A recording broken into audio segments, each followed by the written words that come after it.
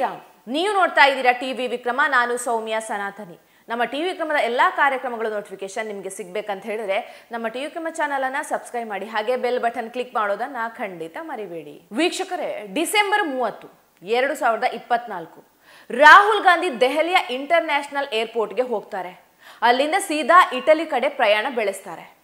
ಅಲ್ಲಿಂದ ವಾಪಸ್ ಇಂಡಿಯಾಗೆ ಬಂದಿದ್ದು ಜನವರಿ 9, 2025. ಅಂದ್ರೆ 10 ದಿನಗಳ ಕಾಲ ರಾಹುಲ್ ಗಾಂಧಿ ಇಟಲಿಯಲ್ಲೇ ಇದ್ರು. ಈ 10 ದಿನಗಳ ಕಾಲ ರಾಹುಲ್ ಇಟಲಿಯಲ್ಲಿ ಏನ್ ಮಾಡ್ತಾ ಇದ್ರು, ಎಲ್ಲಿಗೆ ಹೋಗಿದ್ರು, ಏನ್ ಮಾಡ್ತಾ ಇದ್ರು, ಎಲ್ಲಿ ಸ್ಟೇ ಆಗಿದ್ರು, ಯಾವುದಾದ್ರೂ ಸಂಬಂಧಿಕರ ಮನೆಯಲ್ಲ ಅಥವಾ ಸ್ನೇಹಿತರು ಅಥವಾ ರಾಜಕೀಯದವರನ್ನ ಭೇಟಿಯಾದ್ರ? ಇದರ ಬಗ್ಗೆ ಮಾಹಿತಿ ಕೊಡೋರು ಯಾರು ನಮ್ಗೆ? ರಾಹುಲ್ ಗಾಂಧಿ ಆಗಲಿ ಕಾಂಗ್ರೆಸ್ ಪಕ್ಷ ಆಗಲಿ ಯಾವುದೇ ಮಾಹಿತಿಯನ್ನ ಕೊಡೋದಿಲ್ಲ. ರಾಹುಲ್ ಗಾಂಧಿಯ ಈ ಟ್ರಿಪ್ಪಿನ ವಿಶೇಷ ನೋಡಿ, 2024ರ ಕೊನೆಯ ವಿದೇಶಿ ಪ್ರವಾಸ ಆಗಿತ್ತು. 2025ರ ಮೊದಲ ಪ್ರವಾಸ ರಾಹುಲ್ ಗಾಂಧಿ ಅವರದ್ದು. ಇದಾದ ನಂತರ ತುಂಬಾ ಅಚ್ಚರಿ ಮೂಡಿಸುವ ವಿಷಯ ಇದು. CRPF ಪತ್ರ ಕೂಡ ಬರೆದಿತ್ತು. ಆ ಲೆಟರ್ನಲ್ಲಿ ಒಂದು ವಿಷಯ ಕಾಮನ್ ಆಗಿತ್ತು. ಅದರ ಬಗ್ಗೆ ಈಗ ಅನುಮಾನಗಳು ಕೂಡ ಮೂಡ್ತಾ ಇದೆ. ರಾಹುಲ್ ಗಾಂಧಿಯ ವಿದೇಶಿ ಪ್ರವಾಸದ ಹಿಂದೆ ಯಾವುದಾದ್ರೂ ಷಡ್ಯಂತರ ಇರಬಹುದಾ ಅನ್ನೋ ಅನುಮಾನ ಮೂಡ್ತಾ ಇದೆ. ಈ ವರ್ಷ ರಾಹುಲ್ ಗಾಂಧಿ ಅವರು 6ರಿಂದ 7 ವಿದೇಶಿ ಪ್ರವಾಸವನ್ನು ಮಾಡಿದ್ದಾರೆ. ಈಗ ಮತ್ತೆ ಏನೋ ಫಾರಿನ್ ಟೂರ್ ಹೋಗ್ತಾರೆ ಅನ್ನೋ ಮಾಹಿತಿ ಸಿಗ್ತಾ ಇದೆ. ಈ ಹೊಸ ಟ್ರಿಪ್ ಮಾಹಿತಿ ಕೊಡ್ತೀನಿ. ಆದ್ರೆ ಅದಕ್ಕೂ ಮುಂಚೆ ರಾಹುಲ್ ಗಾಂಧಿಯ ಈ ಎಲ್ಲಾ ಟ್ರಿಪ್ ಹಿಂದೆ ಇರುವಂಥ ಕಾಮನ್ ಫ್ಯಾಕ್ಟ್ ಏನು ಅನ್ನೋದನ್ನ ನೋಡೋಣ. ನೋಡಿ, ಇಲ್ಲಿ ರಾಹುಲ್ ಗಾಂಧಿ ಡಿಸೆಂಬರ್ 30ರಿಂದ ಜನವರಿ 9ರವರೆಗೂ ಇಟಲಿಯಲ್ಲಿ ಇರ್ತಾರೆ. ಇದಾಗಿ ಸರಿಯಾಗಿ 2 ತಿಂಗಳ ನಂತರ ಮಾರ್ಚ್ 12ರಿಂದ ಮಾರ್ಚ್ 17ರ ತನಕ ವಿಯೆಟ್ನಾಂ ಪ್ರವಾಸ ಮಾಡ್ತಾರೆ. ಇಲ್ಲಿ ಜನವರಿ ನಂತರ 2 ತಿಂಗಳ ಕಾಲ ಗ್ಯಾಪ್ ಕೊಟ್ಟಿದ್ದಾರೆ. ಇದರ 1.5 ತಿಂಗಳ ನಂತರ ಏಪ್ರಿಲ್ 17ರಿಂದ ಏಪ್ರಿಲ್ 23ರವರೆಗೂ ದುಬೈ ಪ್ರವಾಸ ಹೋಗ್ತಾರೆ. ಈಗ ನೀವು ಈ ಟೈಮ್ ಲೈನ್ ಅನ್ನ ನೋಡಿ. ರಾಹುಲ್ ಗಾಂಧಿಯ ಪ್ರತಿ ವಿದೇಶಿ ಪ್ರವಾಸದ ಹಿಂದೆ 1ರಿಂದ 1.5 ತಿಂಗಳ ಗ್ಯಾಪ್ ಇರುತ್ತೆ. ಇದಾದ್ಮೇಲೆಯೂ ಅಷ್ಟೇ ಜೂನ್ 11ರಿಂದ ಜೂನ್ 18ರವರೆಗೂ ಕತಾರ್ ಪ್ರವಾಸಕ್ಕೆ ಹೋಗ್ತಾರೆ. ಅಂದ್ರೆ 1 ವರ್ಷದಲ್ಲಿ 6ರಿಂದ 7 ವಿದೇಶಿ ಪ್ರವಾಸ ಆಗುತ್ತೆ. ಕತಾರ್ ನಂತರ ಲಂಡನ್ಗೆ ಹೋಗ್ತಾರೆ. ಜೂನ್ 25ರಿಂದ ಜುಲೈ 6ರವರೆಗೂ ಅಲ್ಲೇ ಇರ್ತಾರೆ. ಪುಣ್ಯ, ಭಾರತದ ಸ್ವಾತಂತ್ರ್ಯ ದಿನಾಚರಣೆ ಸಮಯದಲ್ಲಿ ಆಗಸ್ಟ್ ತಿಂಗಳಲ್ಲೊಂದು ಮಾತ್ರ ಭಾರತದಲ್ಲಿ ಇದ್ರು. ಅವಾಗ ಪಾಕಿಸ್ತಾನದ ಸ್ವಾತಂತ್ರ್ಯ ದಿನಾಚರಣೆ ಅಂತ ಅಲ್ಲಿಗೊಂದು ಹೋಗ್ಲಿಲ್ಲ ನೋಡಿ. ಆದರೆ ಸೆಪ್ಟೆಂಬರ್ 4ರಿಂದ 8ರವರೆಗೂ ರಾಷ್ಟ್ರಪತಿ ಚುನಾವಣೆಗೂ ಮುನ್ನ ಮತ್ತೆ ಸಾಹೇಬ್ರು ಮಲೇಷ್ಯಾ ಟ್ರಿಪ್ ಹೋಗ್ತಾರೆ. ಈಗ ಈ ಸೆಪ್ಟೆಂಬರ್ ತಿಂಗಳು ಮುಗಿತಾ ಬರ್ತಿದೆ. ಅಷ್ಟರಲ್ಲಿ ಮತ್ತೆ ರಾಹುಲ್ ಗಾಂಧಿ ಅವರು ವಿದೇಶಿ ಪ್ರವಾಸಕ್ಕೆ ಹೊರಟಿದಾರಂತೆ. ಲಾಸ್ಟ್ ಟೈಮ್ CRPF ತಮ್ಮ ಲೆಟರ್ನಲ್ಲಿ ಸ್ಪಷ್ಟವಾಗಿ ಕೇಳಿತ್ತು, ರಾಹುಲ್ ಗಾಂಧಿ ಅವರೇ ಹೇಳದೆ ಕೇಳದೆ ಎಲ್ಲಿಗೆ ಮತ್ತು ಯಾಕೆ ಹೋಗ್ತಿದ್ದೀರಾ ಅಂತ. ಆ ಪತ್ರದಿಂದಲೇ ದೇಶಕ್ಕೆ ರಾಹುಲ್ ಗಾಂಧಿಯ ಟ್ರಿಪ್ ಬಗ್ಗೆ ಗೊತ್ತಾಗತ್ತೆ. ಅದಕ್ಕೆ ಕಾಂಗ್ರೆಸ್ ಪಕ್ಷದಿಂದ ಈ ಸಲ ಒಂದು ಹೊಸ ಪ್ರೊಪಗ್ಯಾಂಡ ನಡೆದಿದೆ. ಕಾಂಗ್ರೆಸ್ ವಕ್ತಾರರಾದ ಪವನ್ ಖೇರಾ ರಾಹುಲ್ ಗಾಂಧಿಯ ವಿದೇಶಿ ಪ್ರವಾಸದ ಬಗ್ಗೆ ಈಗಾಗಲೇ ಮಾಹಿತಿಯನ್ನು ಕೊಟ್ಟಿದ್ದಾರೆ. ಇದೊಂಥರ ಆಂಟಿಸಿಪೇಟರಿ ಬೇಲ್ ಅಂತ ಹೇಳ್ಬಹುದು. ಆದರೆ ಆ ಮಾಹಿತಿ ಹೇಗಿತ್ತು ನೋಡಿ. ರಾಹುಲ್ ಗಾಂಧಿ ದಕ್ಷಿಣ ಅಮೆರಿಕದ 4 ದೇಶಗಳಿಗೆ ಹೋಗ್ತಾ ಇದ್ದಾರೆ ಅಂತ. ನೋಡಿ, ದಕ್ಷಿಣ ಅಮೆರಿಕದಲ್ಲಿ ತುಂಬಾ ದೇಶಗಳಿದೆ. ಬ್ರೆಜಿಲ್, ಕೊಲಂಬಿಯಾ, ಪೆರು, ಇನ್ನೂ ತುಂಬಾ ದೇಶಗಳಿದೆ.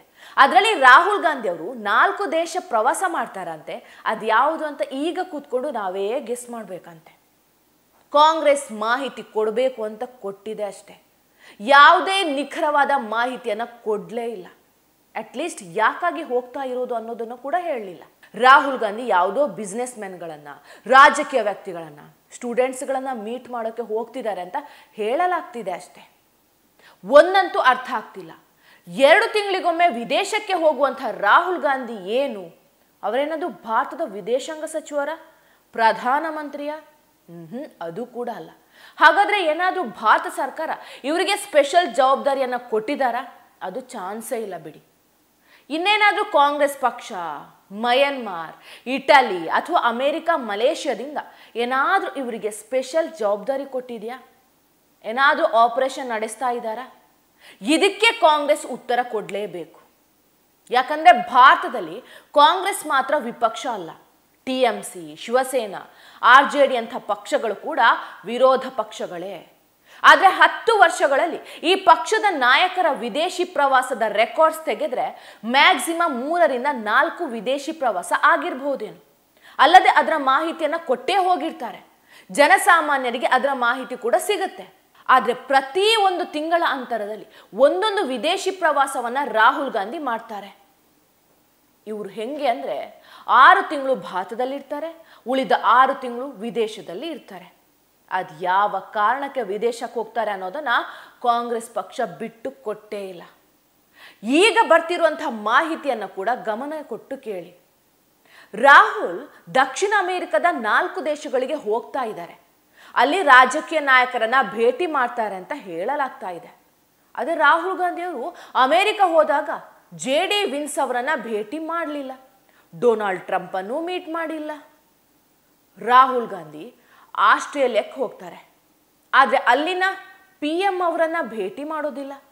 ಆದರೆ ಇವ್ರು ಮೀಟ್ ಮಾಡೋದು ಯಾರನ್ನ ಹಾಗಾದ್ರೆ? ಅಮೆರಿಕಕ್ಕೆ ಹೋಗಿ ಇಲಿಯಾನ್ ಉಮರ್ನನ್ನ ಭೇಟಿ ಮಾಡ್ತಾರೆ. ಈತ ಯಾರಂದ್ರೆ ಭಾರತದ ವಿರುದ್ಧ ವಿಷ ಕಾರುವಂಥ ಅಮೆರಿಕದ ಸಂಸದ. ಇವನು ಹೇಳುದು POK ಭಾರತದಲ್ಲ, ಪಾಕಿಸ್ತಾನದ್ದು ಅಂತ. ರಾಹುಲ್ ಗಾಂಧಿ ವಿದೇಶಕ್ಕೆ ಹೋಗಿ ಪಾಕಿಸ್ತಾನಕ್ಕೆ ಸಂಬಂಧಿಸಿದ ಜನರನ್ನ ಭೇಟಿ ಮಾಡ್ತಾರೆ.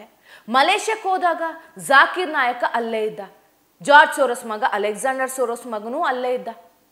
ಈಗ ಇನ್ನೊಂದು ವಿಷಯ ಬಯಲಾಗಿದೆ ನೋಡಿ. ಕೆಲವು ದಿನಗಳ ಹಿಂದೆ ರಾಹುಲ್ನ ರಾಜಕೀಯ ಗುರು ಸ್ಯಾಮ್ ಪಿತ್ರೋಡರ ವಿಡಿಯೋ ಬಂದಿತ್ತು. ಅದರಲ್ಲಿ ಅವರು ಪಾಕಿಸ್ತಾನ ನನಗೆ ಮನೆ ಹಾಗೆ ಅನಿಸುತ್ತೆ ಅಂತ. ಈಗ ರಾಹುಲ್ ಗಾಂಧಿ ಕೊಲಂಬಿಯಾಗೆ ಹೋಗ್ತಾ ಇದ್ದಾರೆ. ಮಾಹಿತಿಗಳ ಪ್ರಕಾರ ರಾಹುಲ್ ಗಾಂಧಿ ಇಂಪಾರ್ಟೆಂಟ್ ವ್ಯಕ್ತಿಗಳನ್ನು ಮೀಟ್ ಮಾಡ್ತಾರಂತೆ. ಈ ಸ್ಪೆಷಲ್ ಪರ್ಸನ್ಸ್ ರಾಹುಲ್ ಗಾಂಧಿಯ ಫ್ಯಾಮಿಲಿ ಇದ್ದಂಗೆ ಅಂತ ಹೇಳಲಾಗತ್ತೆ. ರಾಹುಲ್ ಗಾಂಧಿ ಅವರನ್ನ ತನ್ನ ಫ್ಯಾಮಿಲಿ ಮೆಂಬರ್ ಅಂತಲೇ ಅನ್ಕೊಂಡಿದ್ದಾರೆ. ನಮಗೆ ಗೊತ್ತಿರೋ ಹಾಗೆ ರಾಹುಲ್ ಫ್ಯಾಮಿಲಿಯಲ್ಲಿ ಇರೋದು ಸೋನಿಯಾ, ಪ್ರಿಯಾಂಕಾ ಅಷ್ಟೇ. ಹಾಗಾದ್ರೆ ಕೊಲಂಬಿಯಾದಲ್ಲಿರುವಂಥ ಫ್ಯಾಮಿಲಿ ಯಾವುದಿರಬಹುದು? ಇವರ ವಿದೇಶಿ ಪ್ರವಾಸದಿಂದ ಒಂದಂತೂ ಪ್ರೂವ್ ಆಗತ್ತೆ, ಅಲ್ಲಿ ರಾಹುಲ್ ಗಾಂಧಿ ಯಾವುದೋ ಕಾರ್ಬಾರ್ ನಡೆಸ್ತಾ ಇದ್ದಾರೆ ಅಂತ. ಬಿಹಾರದಲ್ಲಿ ಚುನಾವಣೆ ಇರುವಂಥ ಹೊತ್ತಿಗೆ ದಕ್ಷಿಣ ಅಮೆರಿಕದ 4 ದೇಶಗಳಿಗೆ ಹೋಗುವಂಥ ನಿಗೂಢ ಕೆಲಸ ಏನಪ್ಪ ಹಾಗಾದ್ರೆ? ಭಾರತಕ್ಕಿಂತ ಜಾಸ್ತಿ ವಿದೇಶದಲ್ಲೇ ಇರುವಂಥ ವಿರೋಧ ಪಕ್ಷದ ನಾಯಕ ಭಾರತಕ್ಕೆ ಇದೇ ಫಸ್ಟ್ ಸಿಕ್ಕಿರೋದು. ಲಾಸ್ಟ್ ಇವರೇ ಆಗಲಿ. ಟಿವಿ ವಿಕ್ರಮ, ದೇಶ ನಿಮ್ಮ ಕೈಯಲ್ಲಿ. ಈ ಕಾರ್ಯಕ್ರಮ ನಿಮಗೆ ಇಷ್ಟ ಆಗಿದ್ದಲ್ಲಿ ಲೈಕ್, ಶೇರ್ ಹಾಗೂ ಕಮೆಂಟ್ ಮಾಡಿ. ಟಿವಿ ವಿಕ್ರಮದ ಕಾರ್ಯಕ್ರಮಗಳನ್ನು ನಿರಂತರವಾಗಿ ವೀಕ್ಷಿಸಲು ಸಬ್ಸ್ಕ್ರೈಬ್ ಮಾಡಿ, ಬೆಲ್ ಐಕನ್ ಒತ್ತಿ.